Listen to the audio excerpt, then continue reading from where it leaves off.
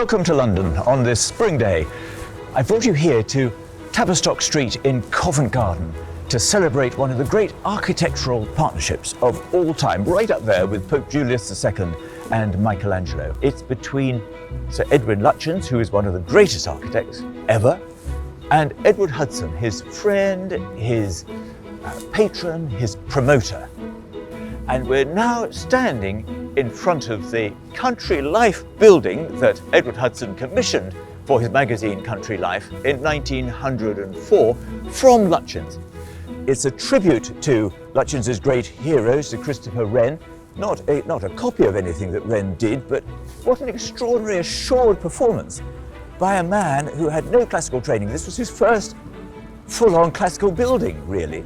And the thing which I would particularly draw your attention to are the details. Look at these keystones, which have been carved with emblems of the countryside, flowers and dead birds that have been shot. And look at the carving over this door case.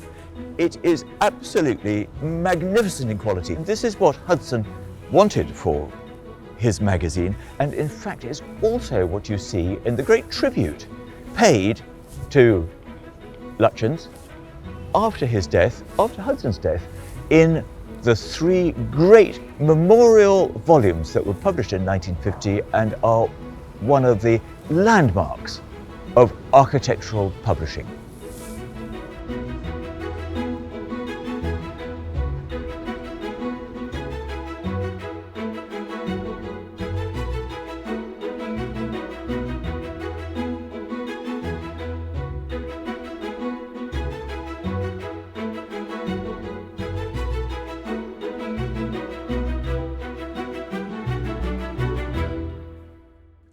This is my subject, Edwin Lutyens and Country Life. Country Life Books were the publishers of the memorial volumes. And here he is in a portrait by Meredith Frampton. It was painted in 1933 to 34 when Lutyens was the master of the Art Workers Guild, which was an arts and crafts organisation. And Frampton shows him in a slightly unusual light because people wrote about how funny he was. He was funny, he was rather scruffy. He was the youngest, or one of the youngest, of a large family and always wore hand-me-downs as a child. And so he never really got over that. Even when he wore new suits, you know, they all ended up being very, very scruffy in a short time with pipes stuck in their pockets and all the things he needed for his drawing. And he was shy, and he was very funny. He hid his shyness behind a whole barrage of quick-fire jokes. But when you peer sort of further into Lutyens' personality, there was also a gravitas about him which most people didn't see. So perhaps this is what Frampton has captured in this portrait. Why is Lutyens important? Well, I show you a wonderful capriccio by the artist Carl Laubin. And this shows really all Lutyens' works. And Lutyens got going very, very early. He was only 19 when he opened his first office, which for an architect is exceptionally young. And he had a long career, about 50 years. And so there are a huge number of buildings. But it's not really the number of buildings which is important. It's the fact that he defined he expressed some important things about his age. When he was designing country houses as a young man, he really did more than anybody to evoke the idyll of the Edwardian country house before the First World War. When the First World War happened, tremendous numbers of people lost their lives. It was a huge national trauma, and afterwards we needed to find ways of remembering the dead and focusing the ceremonies of remembrance that took place. And so he designed the cenotaph, which is Britain's national war memorial, and literally hundreds of war memorials in France for the Imperial War Graves Commission and across Britain too. So he found a way of expressing national grief. And then he was also the architect of the new imperial capital at New Delhi and the Viceroy's house. Of course, it was being created at a time when people knew that India was very likely soon to go independent, as it did. But nevertheless, this was a kind of statement of the best ideals that people had about empire. Lots of things wrong with empire, but this expressed what people hoped for it. So he was important because of the volume of work that he did, of course the style in which he did it, but also the way that it expressed important things about the age in which he was living. Well, here is Edward Hudson, his great friend, and I'll talk about how they met later on. But Hudson was different in a sense. You can see that he wasn't a very charismatic individual. He dressed rather like a solicitor or a bank manager, and he was also, like Lutyens, very shy, and I think this was something they had in common. Hudson didn't have all these jokes that Lutyens had, but he was agonized by speaking in public, even speaking at a Christmas dinner for his staff. He found that very, very difficult and sat down before the end, and it was embarrassing for everybody. But he was very, very good at choosing people, and he chose absolutely exceptional people to write about each aspect of his magazine and also to photograph it. Charles Latham, who was the principal photographer, was actually a really great photographer of the age. He chose Gertrude Jekyll to write about gardens. He chose Percy MacCoyd, who was a famous writer at the time, to write about furniture. It was a new subject. Even in the subject of golf, which was very important for country life, he chose Bernard Darwin, who was a very popular writer. And Country Life was essentially about the country house. It is about the civilization of the country house. It's about all the activities that surround the country house, but particularly from an aesthetic point of view. And I was very lucky when I was doing some work, this was a very, very long time ago, about 1980, I was in touch with Noel Carrington. He was a distinguished publisher. I think he was an artist. Certainly his sister was an artist. His sister was Dora Carrington. She was a member of the Bloomsbury Group. And Noel Carrington was, for a time, the head of Country Life Books. And at that time, Country Life Books was big. It was a big imprint. It was running in parallel with Country Life, the magazine, and often using the plates that had been made up for the magazine or the photographs taken for it and kind of repurposed. And Noel Carrington gave me a typescript chapter of some memoirs. I don't think they were ever published. And the chapter was about Edward Hudson. And this is what Hudson told Carrington about why he had chosen this subject for Country Life. And Carrington writes, I once asked him, when he was in one of his rare expansive moods, because actually Hudson was quite tongue-tied and didn't communicate very much, whether the idea of the country homes or the advertisements related to them had come first. He looked at me with a sly smile. I'd like to say a bit of both, but between ourselves, I was set on illustrating the magnificent houses I had seen up and down the country, though at that time I'd never had the chance to see the inside of any of them. You see, I was travelling for our printing firm, to get orders, of course, but whenever I had the chance, I took a bicycle with me on the train to see what I could of the houses from the outside. I believed that if I could illustrate them and their contents, I had a magnificent subject for a paper. That's really how I started. I think that what Hudson told me then was the true version, that the driving force with him was this queer enthusiasm in a young man for what he can have known very little about, and that any shrewd calculation about advertisements was an afterthought.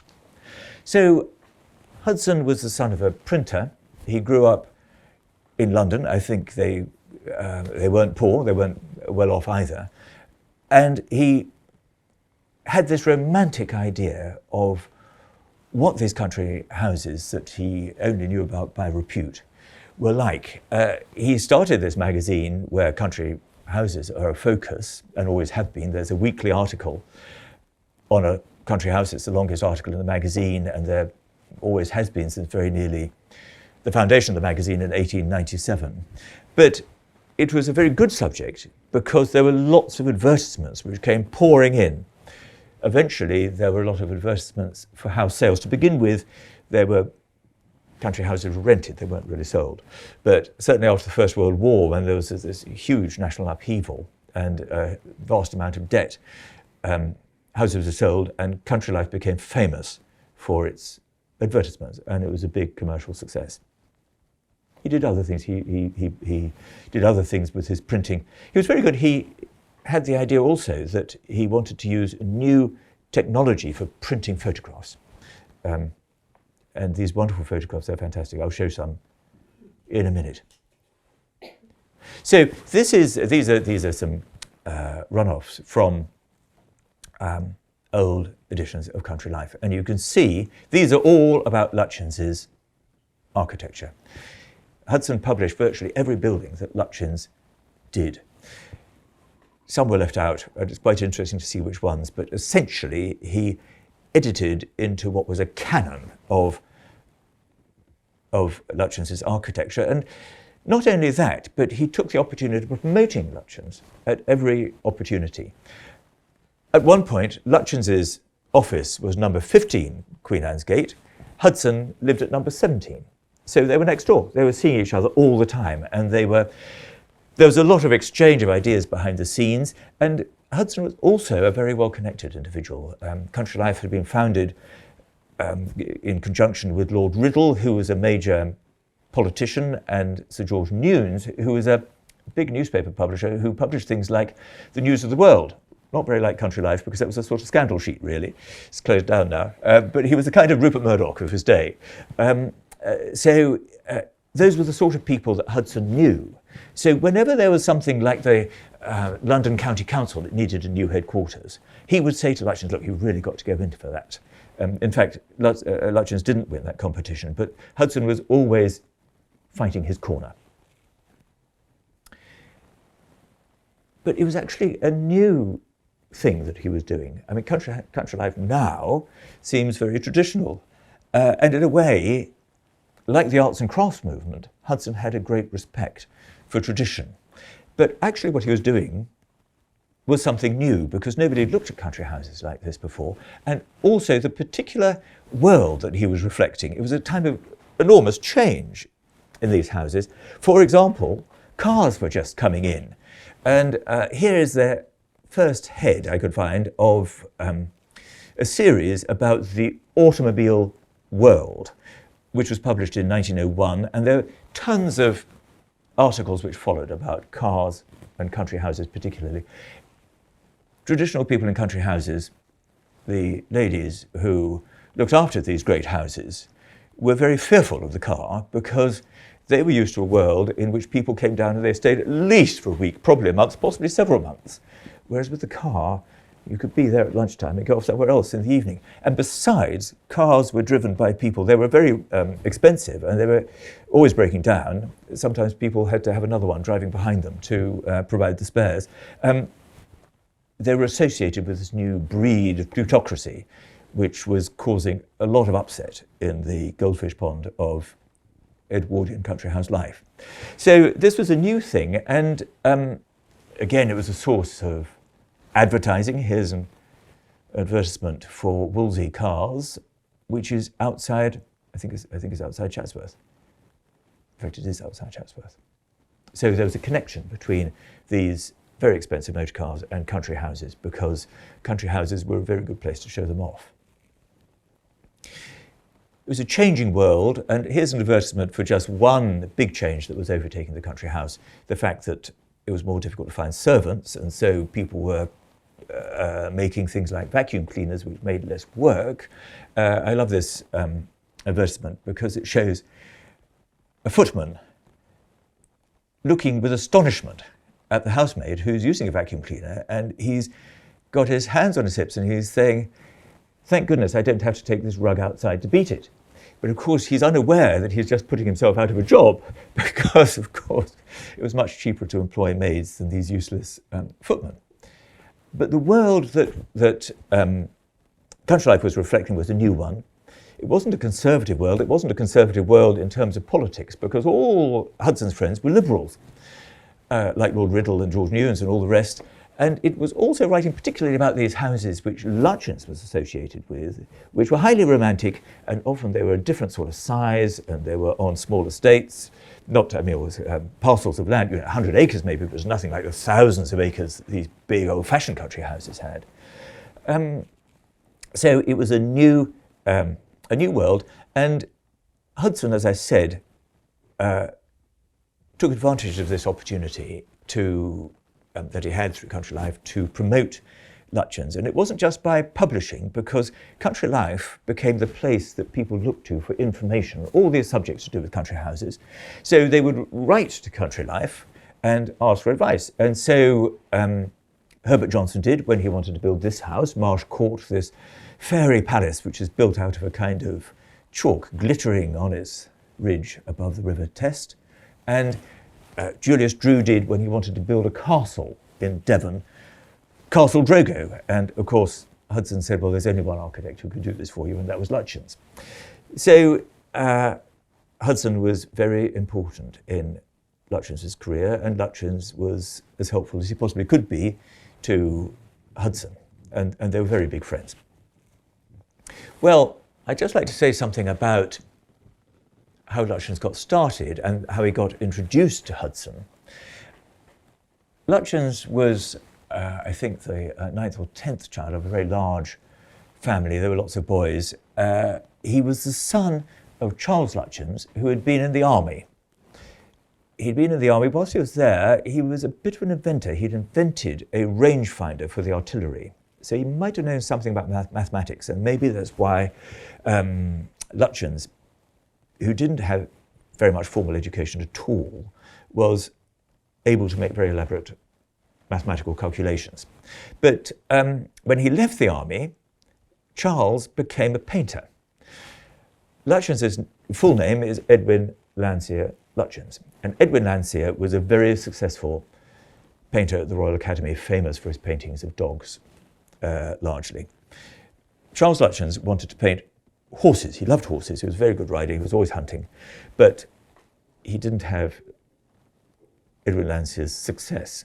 I'm sorry to say. He did get one or two quite reasonable commissions, but he really tailed off. And he very badly tailed off when he started to paint landscape. In fact, he became a bit dotty, really, and eccentric, and it must have been extremely embarrassing. In fact, it was very embarrassing for Lutyens to have this slightly mad father.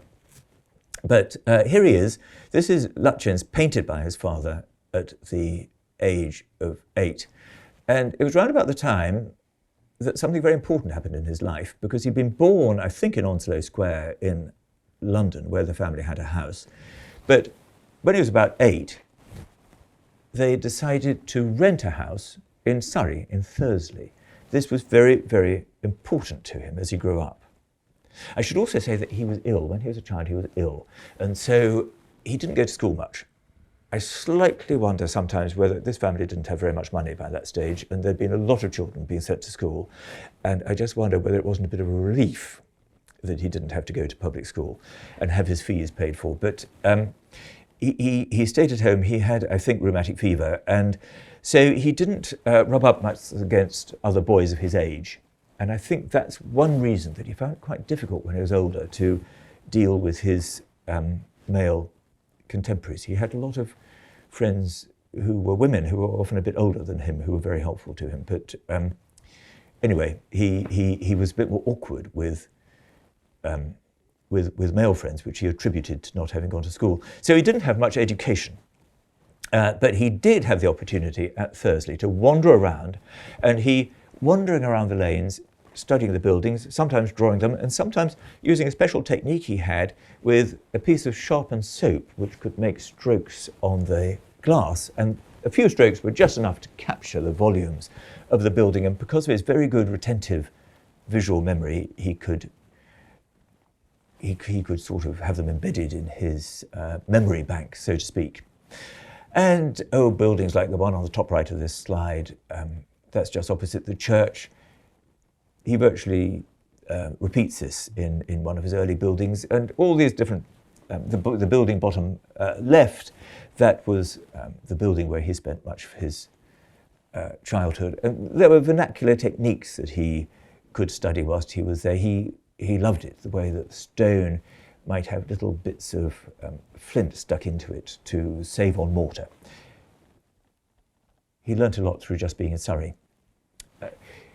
In 1897, he married, and he married a young lady called Lady Emily Lytton, and there they are. I've shown them deliberately facing the wrong way, as it were, because actually they were not very well suited. In fact, they weren't really well suited at all. They had totally different interests. He loved architecture. She had very little interest. In fact, she had no interest in architecture, really, and her mind was on quite different sort of things. When they went on their honeymoon, they had chairs, deck chairs, facing opposite ways, so that she could look at the sea, which he hated, and he could look at the town with its architecture.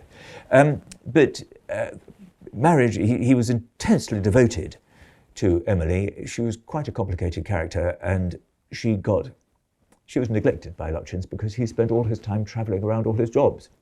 She wasn't emotionally neglected, but she didn't like the fact he was away so very much. She didn't like sex very much, but she got very heavily into theosophy, and Hudson thought that she wasn't doing the right thing by this man at all because he was a genius and her role was really to support him. It didn't go down very well. But he was devoted to Lady Emily, but another very important influence in his life was Gertrude Jekyll, the gardener. And he met her in Surrey. She lived in Surrey. She was devoted. She really adored Surrey, where she spent quite a bit of her childhood. Some of her childhood was spent in Berkshire, and she thought that was like exile. So she was devoted to Surrey, which then was still quite rural, and there was still what some people called the peasant civilization of the rural English. And she loved that, this old homemade world of horses' bells and horse harnesses and handwork of all kinds of trivets and all these things she found in, wonderful beehives made out of straw. So she loved all that, and she wrote a book about it called Old West Surrey. And she lived in Surrey, and she had to build a house because when her parents died, the house went to her brother, and she was looking for an architect, and she found this very young man and gave him a break. And she really formed Lutyens, to be quite honest. Because Lutyens' work, he started very, very early at the age of 19, but really you wouldn't have seen the promise in these early houses, that the promise that was going to be fulfilled. But she couldn't do architecture herself. She needed somebody who could do it, but she had the philosophy, she had the theory, she had all the arts and crafts contacts and the knowledge. She was a great, great craftswoman, which she had been before being a gardener, which she turned to when her sight was going. And she was quite strict with Lutyens and told him exactly the sort of house he wanted. So she really made him, she formed his first style. That's what she looked like to begin with. She was rudely referred to by Lutyens when writing to his wife, Lady Emily, as Aunt Bumps. But she hadn't always been. She was, I think probably when this portrait was painted, well, she would have been older, I suppose, but it was painted by William Nicholson, who was a great friend of Lutyens, and I think he probably commissioned it. It's in the National Portrait Gallery, and he also famously painted her boots. But she hadn't always been this cottage loaf-shaped person in middle age or older. As a young person, she was quite adventurous, and these are a few images of her as a rider riding side saddle, looking rather elegant. She was also a fearless traveller around the Mediterranean and the Middle East. And that's a sketch, top left, which is by one of her friends, which I think is probably in Corfu or something like that, which shows Gertrude Jekyll, Miss Gertrude Jekyll, in heavy marching order as she was setting out with her sketchbook to draw everything that she was seeing. But he created for her Munstead Wood in 1896, and he was really following orders in creating this house because she knew the sort of house that she wanted. And she lived in another house. He had created a smaller house called the Hut for her earlier on, and she would walk over every day and she would see these wonderful old craftsmen working, and she describes the sound of them laying the bricks and just slap of the mortar and the scrape of the trowel and the noise that the bricks made when they were put down. I mean, it was extraordinary that she was so aware of the craft of of bricklaying, and it's mostly made out of this wonderful old, this traditional local material of local stone and tile roofs. Bargate stone is what it's called. So he also designed the garden, and they were a great gardening partnership. But Gertrude Jekyll had been identified, because Hudson was very good at picking people, as the person who should be the garden editor of Country Life. And so it was Gertrude Jekyll. Oh, this is the wonderful upstairs passage of Country Life with this fantastic oak carpentry that you can see, which has been all pegged together. These wonderful oaks that came from trees. Gertrude Jekyll knew each one where it had grown up, because she was so devoted to this place where she lived. So she was the one who could make the introduction to Edward Hudson. Well, 1897 was an important year for Lutyens, because it was the year that he got married. And in order for him to marry this daughter of an aristocrat, brackets not very well off aristocrat, but he had been the Viceroy of India, he had to prove that he had the money to keep her. And he had to take out a very expensive insurance policy so that should he die, she would be kept in a good style, as befitted the daughter of the aristocracy. So this was a great incentive to get his office going in a big way. And here is a caricature of the people that were working for him in 1897. It reads, Mr. E.L. Lutyens exhorting his young men. And there is Lutyens on the left. This is what he looked like as a young man, typically with a pipe in his mouth. Most of them seem to have pipes in their mouths, as far as I can see. And it was drawn by the man who's fourth from the left. Oswald P. Milne is the one who's standing to the left of him. He became quite a famous architect. And anyway, there they all are. That's what his office was like. But 1897 was also an important year, because that's when Country Life was founded, and it was about then that Hudson met Lutyens. Well, we saw Hudson and we saw Lutyens in rather formal mode in their previous images, but this suggests some of the fun that they had together. Lutyens' friend William Nicholson had produced something called the Book of Blokes, and it was a book with lots of drawings of blokes, i.e. sort of tradesmen, that kind of thing, and he'd drawn them very, very cleverly in just one line. But in the centerfold of the book was, for some reason, blank. And I met a wonderful lady who had the book that I'm showing in this slide, and she was a daughter of one of Lutyens' great clients, Reginald McKenna of the Midland Bank, and her mother could remember them. There was Nicholson and Lutyens and Hudson all sitting on a sofa, and they were looking at the Book of Blokes, and Lutyens said, "Oh, I'll draw you some blokes." And he opened this blank centerfold, and he drew on the left-hand side a quick caricature of himself, and on the right-hand side a caricature of his great friend Edward Hudson. So there they are, immortalised in this book, wherever it's got to.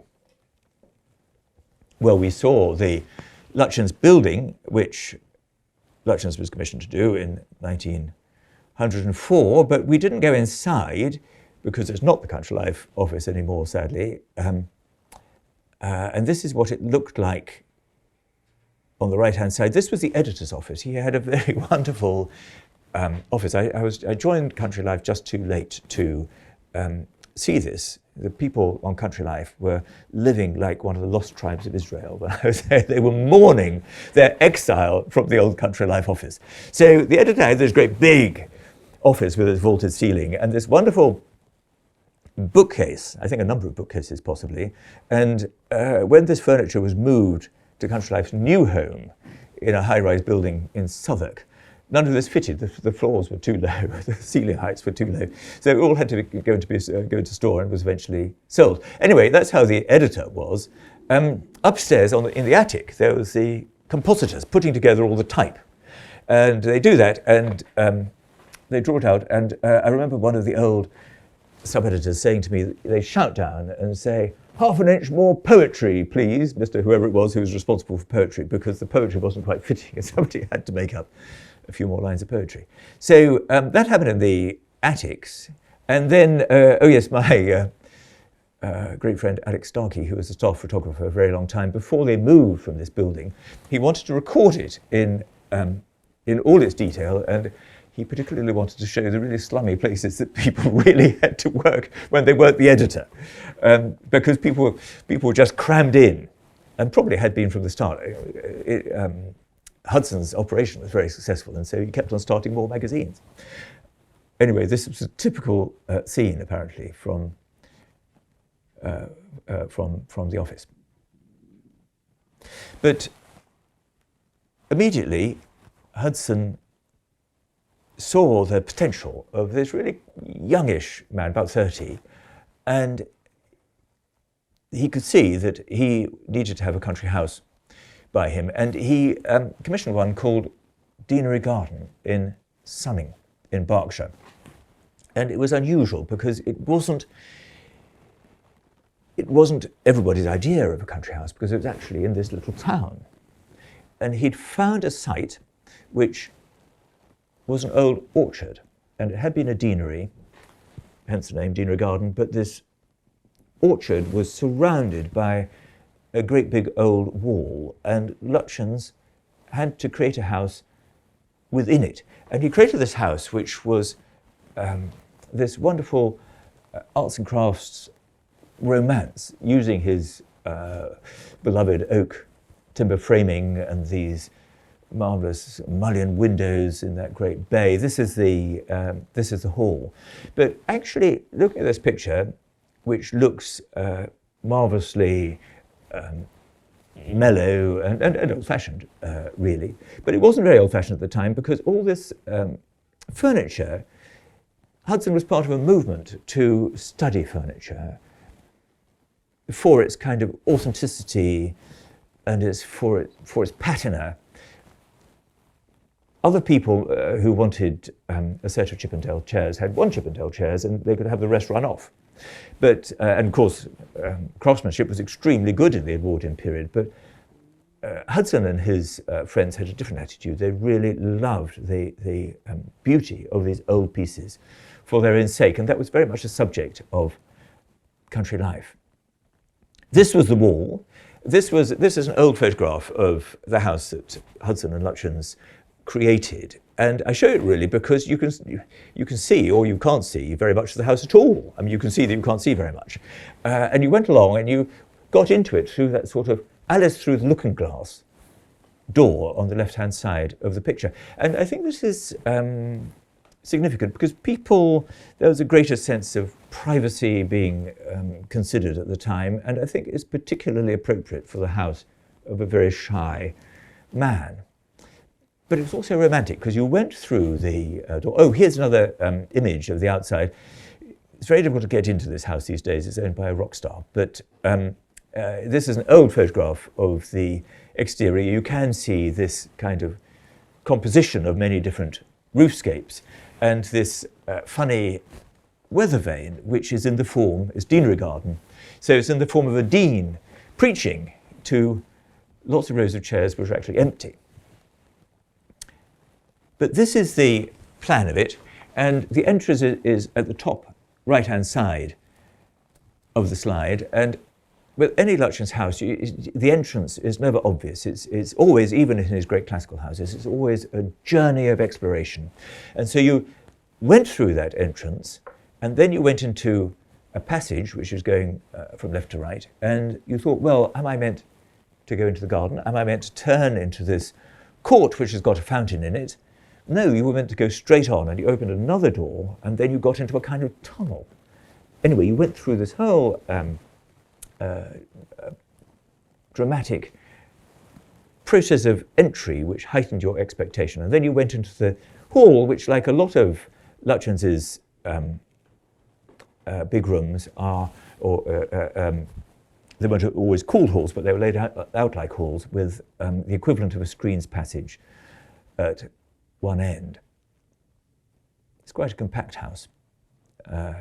coal and boots. You can see all the servants' rooms on the top left-hand side. But the thing about it was the garden. And when Hudson published this in Country Life, he published it as the house of a garden lover who loved old roses. Well, we're looking back here into the court, which has got a fountain in it, and you can see the beauty of this brickwork. Hudson actually persuaded one of his, rather Lutyens persuaded one of his clients, Walter Hoare, to actually set up a brickworks and make bricks, because he couldn't get all the special bricks that he needed in this country. He had to get some of them from Holland. And you can see the rays of tile, rather like a kind of sunburst motif over the arch. And this funny old pump on the right-hand side, which of course was not the sort of pump you needed anymore. But I think it was charming, and it was a throwback, and it was romantic. But what was really romantic was the garden when you got into it. There was an old orchard, and Gertrude Jekyll gardened it for him. And it's taken in this is a photograph of Country Life. You can see the way the photographer heightens the romance. Well, that's how it stood in the garden.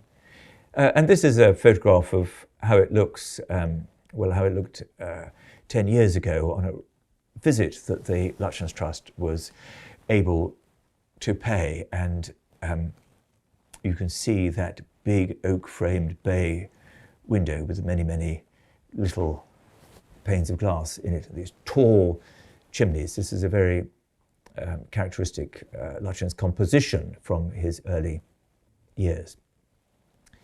Oh, well, here are some more photographs of the interior. A lot of pewter. Oak was the kind of note of these magnificent oak beams. This was the dining room, which would have been really extraordinary. It was so low-key. This was very arts and crafts space with all these collections of old plates. It wasn't grand. It wasn't swanky at all. In the end, Hudson not only commissioned the Country Life building, not only Deanery Garden, but two other country houses, one of which was Lindisfarne Castle. And that's a castle on an island off the coast of Lindisfarne. So it's really, really awkward to get to. I should say that Hudson never really liked being in the country very much. He certainly didn't like living there. He used to go to it to visit. It was the look of it all that he liked, really. And both Hudson and Lutyens loved the idea of the romance of this castle. And Lutyens, I should say, went up to look at it, and this castle gets cut off twice a day because of the tides. And Lutyens thought this was fantastic because they had to have posts with barrels on in case anybody was cut off. They could go and stand in the barrel until the tide had gone down again. And he thought that was absolutely wonderful. And he took a raven up on the train with him, because every castle had to have a raven. And it was making this terrible noise with its beak as it went up on the train. And he thought this was fantastic. And they had this wonderful castle to play with, and he created a house out of it. There it is. That's what it looks like. It's not a castle, so it was really a sort of fort. It was an very early artillery fort is what it was, but it was standing on this kind of knoll. And Gertrude Jekyll, of course, had to create a garden, even though this was very, very unpromising, very small little square garden. But you can see from the right-hand slide that it could be pretty bleak up there on occasion. You can just see at the foot of the castle wall that there was a row of upturned boats which were used as little huts, these old fishing boats. There's another view of Gertrude Jekyll's very charming but very tiny little garden. And this is an image that Lutyens went up with his children. He didn't have an awful lot of time. He adored children in a sense. He made lots of jokes for them in his houses. Things that little windows they could look through so that they could see all the guests arriving when their parents were having parties, and bird cages. The Viceroy's house there's a street in London called Birdcage Walk, and so he created on the nursery floor of the Viceroy's house a bird's cage walk for the children, which had lots of bird cages with birds in. So he was a bit of a child himself, that was his personality. Actually, he didn't spend a lot of time with his children because he was so busy. He saw them on Sundays, basically. But he did take them off for a holiday to Lindisfarne, and here on the left slide is his daughter, Barbara, playing very appropriately with some sort of toy town kind of things, but it's photographed like the other one of a daughter, I don't know whether it's Barbie or one of the others, sitting at a spinet in the manner of Vermeer, with this wonderful light filtering across the photograph. So this is the romance of the castle. This is the old kitchen. It's a bit rum. I don't know whether it's set up as a kind of room that Hudson might have used. I don't think he would normally want it into the kitchen very much, so I don't quite understand that. But there was a weather gauge, and that was made by Max Gill, who was a wonderful maker of maps and a calligrapher. He did all the cutting of the stone, or he designed the font anyway for all the many graves in the imperial war graves cemeteries in France and wherever Britain had been fighting the First World War. Anyway, he did a weather vane for Hudson, and is illustrated with the Armada ships which were wrecked as they were blown out of the channel by a very useful gale which scattered them on the rocks all around the coast of Britain, because they had to go all the way around before they could go home. So when Lytton Strachey came to stay in this house, he was a very effete, comfort-loving man, and he found things like this dining room, which was enclosed, totally surrounded by stone. He found the stone very oppressive, and he found it distinctly uncomfortable. But Hudson and Lutyens didn't really care, because it was the romance, the discomfort to some extent was part of the thing. When George V and Queen Mary visited, they'd been staying at Bamborough Castle with the armaments manufacturer, Lord Armstrong, and that was a very comfortable, posh house indeed. And they came along to visit this house, which was obviously something they could visit, as one of the sites of the area. And Hudson and Lutyens were both extremely worried by it all, because they could see that Queen Mary was stumbling over the cobbles and finding it all very peculiar. And Lutyens wrote that George V, who was a sailor, he was a sailor king, he'd been in the Royal Navy, showed considerable anxiety about the tide in case they'd have to spend longer there than they had planned, which they certainly didn't want to do. So that was a clash of two worlds, this very comfortable world of the plutocracy and the romantic world of Lutyens and Hudson. The third house he did for Hudson was Plumpton Place, and you can see he had these wonderful headings designed for his articles, this Country Homes, Gardens Old and New, with a house, big sort of baronial looking house in the background, and topiary, peacock in the foreground, and this wonderful scroll. And I'm not quite sure, maybe that it could have been Arthur Rackham. He had very good artists to do it. And this is Plumpton Place. Oh, and I should say that Hudson was a bachelor really until right at the end of his life, but he had one grand amour, which was for the fiery Portuguese cellist, Guilhermina Suja. Madame Suja, as she was called. And you can see her in this painting by Augustus John, which Hudson paid for. And she's playing it's not a Stradivarius, but it's the Stradivarius of cellos, this very expensive, wonderful 17th century instrument. And you can see that she was quite a handful. And Augustus John painted her in this red dress, and it was flowing down the canvas so much that he had to add a bit of extra canvas at the bottom so the dress could become even bigger. But she was, quite an act. And Hudson was absolutely mad about her. And Plumpton Place was organised so that the hall there, it was an old house, but Lutyens added these big bays of windows, two big window banks at either end of the hall. So it's a sort of T shape. And at the crossbar of the T, there was Suja sitting playing a cello. And the rest of the long part of the T didn't have any windows. So the windows were very high. So you weren't allowed to look out of the window and be distracted. You had to listen. You had to listen to Suja. A later owner had very carefully. He's no longer with us, but he's a wonderful man. He actually had to put in windows down the side because he couldn't bear not to look onto the garden. But he did it very, very well. So this house also is a journey as you go to it. It was another way that Ludgens kind of introduced his houses. You couldn't see it when you came. There were, I think, probably, I can't quite remember whether these were old buildings, but they sometimes were in other houses like Berrydown. Or the Salutation in Kent. They were rows of old cottages and things, and he would cut a doorway in this row of houses. He didn't knock them down, anything like that, because then the reveal would have come too quickly. And you walked through this doorway and you looked through it, and there's a Venetian window on the slide on the right. It wasn't actually that Venetian window. This is the Venetian window on the slide on the left, and you look through it and you see this old manor house, and you approach it and you you go over a bridge, and the treat of actually getting to this manor house is sort of delayed for you, and you do it on foot, so it's unfolding in sort of real time, as it were. This he did in the 1920s, and it was a manor house. Times are difficult. The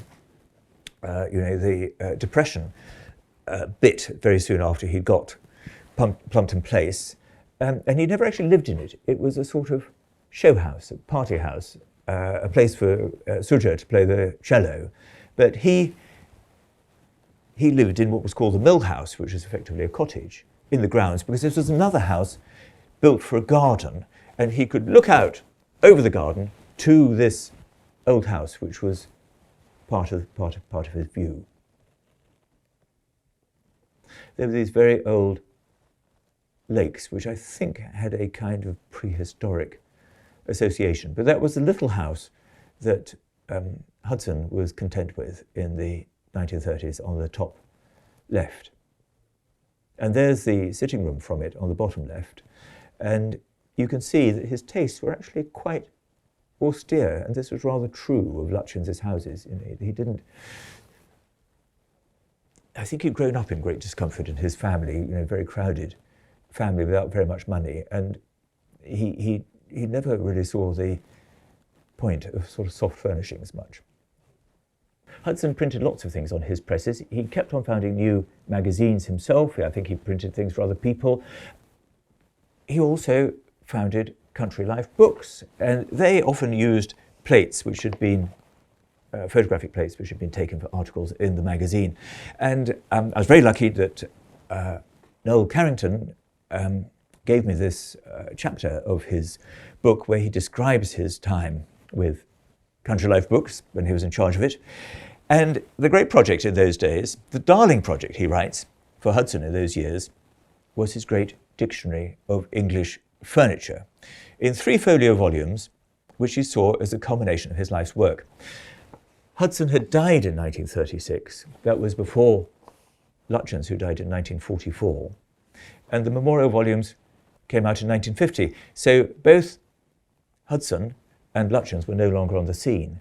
But this great tradition had been built up, and it continued. And Country Life always remained very loyal to Lutjens. It still publishes Lutjens' works whenever it can find one that it hasn't written about, or where it can add to new scholarship. But I'd like to describe these words, or read these words written by Noel Carrington about the Dictionary of English Furniture, because it shows the sort of spirit in which the memorial volumes were produced. And Carrington writes, when planning the work, it had been assumed that most of the illustrations would be drawn from the Country Life files of the previous 20 years, for which all the plates had been religiously preserved. Such a useful economy, however, did not suit the authors when it came to the point. Too many illustrations were out of date, if one can use the phrase of antiques, none of them less than 100 years old. The fact was that better examples had since come to light and were being discovered as we went along, so that alterations had to be made just as fast as proofs were ready for printing. Hudson was far from complaining when the authors discovered a new treasure, which was an absolute find and a must for inclusion. He himself was constantly discovering some marvellous specimen at a dealer, though it is true he was almost sure to be snubbed for his pains by the authors who, with one glower at a photograph, would as like as not declare it to be Dutch or a fake. So Hudson was publishing these volumes not because he intended them to be a big commercial hit. He was publishing them out of love. Actually, I think they probably were a fair commercial success because everybody who was interested in the subject had to have them. But that was by no means guaranteed, and he published them because he loved this subject. And when the memorial volumes were published, I'm sure it was the same. I'm sure they were published out of the magazine's love for Lutyens, who had been so much a part of the country life story from the beginning. A man whom everybody admired, and I could almost say worshipped. And we, the community of scholars and writers and architects and everybody who loves Lutyens, are so grateful to the ICAA for reproducing these magnificent memorial volumes in facsimile, because the first editions are extremely expensive and difficult to get hold of. And it's just going to be wonderful that the memorial volumes are reproduced in facsimile, and I'm going to be first in the queue to get one.